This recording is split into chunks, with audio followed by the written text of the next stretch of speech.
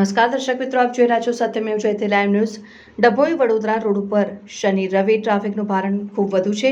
ઉત્તર વયની નર્મદા પરિક્રમામાં વાહન ખૂબ પ્રમાણમાં વધુ જઈ રહ્યા છે, ત્યારે વહેલી સવારે વડોદરા તરફ જતી એક કાર સામે કૂતરું આવી જતા કાર રોડની બાજુમાં આવેલ ઝાડ સાથે અથડાયા બાદ કારમાં આગ ભભૂકી ઉઠતાની ઘટના બની હતી। જોકે કારમાં સવાર દંપતીનો સ્થાનિક રાહદારીઓ દ્વારા આબાદ બચાવ, સામાન્ય ઈજા પહોંચતા દંપતીને વડોદરા સારવાર માટે 108ની મદદથી લઈ જવાયા। ડભોઈ વડોદરા રોડ ઉપર પલાસવાડા નજીક એક કારમાં આગ ભભૂકી ઉઠવાની ઘટના સામે આવી છે।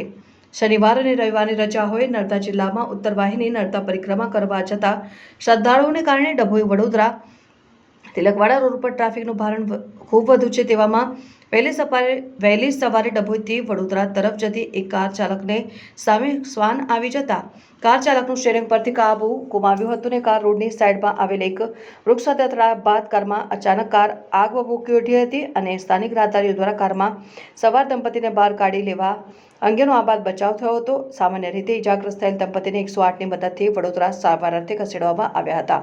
બનાવમાં કોઈ જાનહાનિ થવા પામી નથી।